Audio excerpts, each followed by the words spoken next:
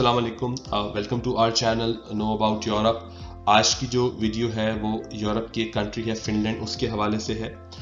इस वीडियो के बेसिकली दो पार्ट्स हैं।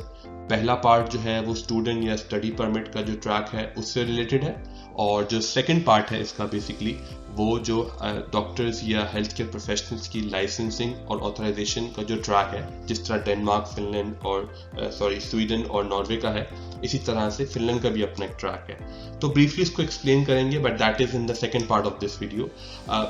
फॉर दिस वीडियो स्पेसिफिकली हम फिनलैंड के जो नए स्टडी ट्रैक के लॉज हैं या स्टडी परमिट के लॉज हैं उसको डिफाइन करेंगे।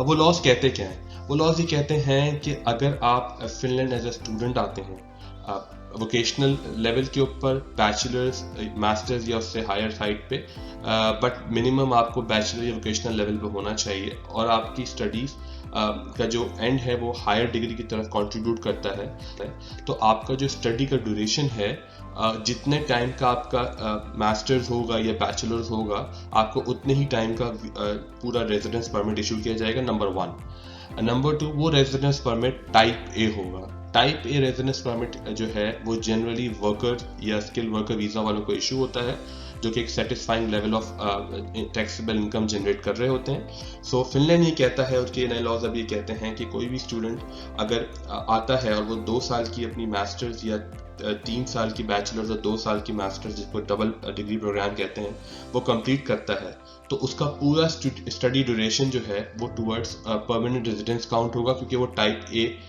सॉर्ट ऑफ रेजिडेंस में आ रहा है। 4 साल लगते हैं फिनलैंड की पीआर हासिल करने में। अगर कोई कंसिस्टेंटली 4 इयर्स फिनलैंड के अंदर टाइप ए परमिट पे होता है, तो वो कोई भी स्टूडेंट अपना पीआर रेजिडेंस जो है वो एक्वायर कर सकता है।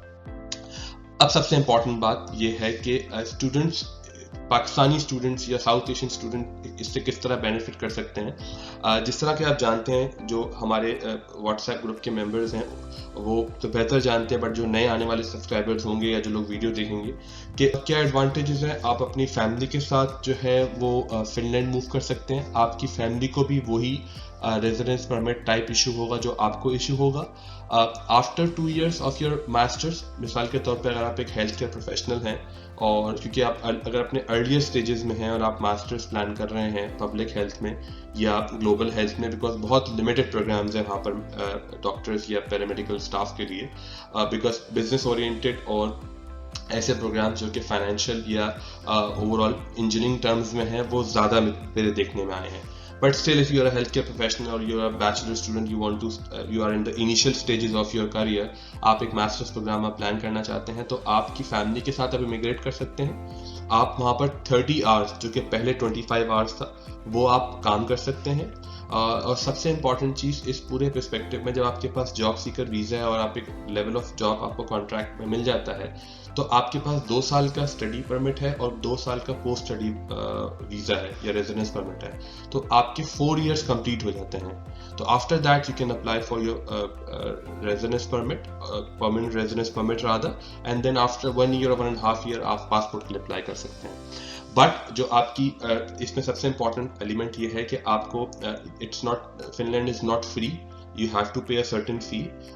On the Helsinki side, the universities that are there, they're on the higher side, an average of 8 to 10,000 euros per annum. और जो ईस्टर्न फिनलैंड साइड पे हैं वो 3 to 8,000 यूरोस पर एनम है।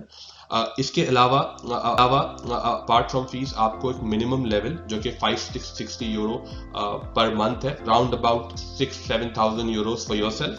और अगर आप अपनी फैमिली और एक बच्चा अगर आपके साथ है या 2 बच्चे हैं, तो राउंड अबाउट आपको 22 से 20,000 यूरोस का बैंक स्टेटमेंट शो करना है। फिनलैंड के बैंक स्टेटमेंट में वीज़ा का जो पर्सपेक्टिव है, इसमें स्टेटमेंट बहुत इंपॉर्टेंट होती है।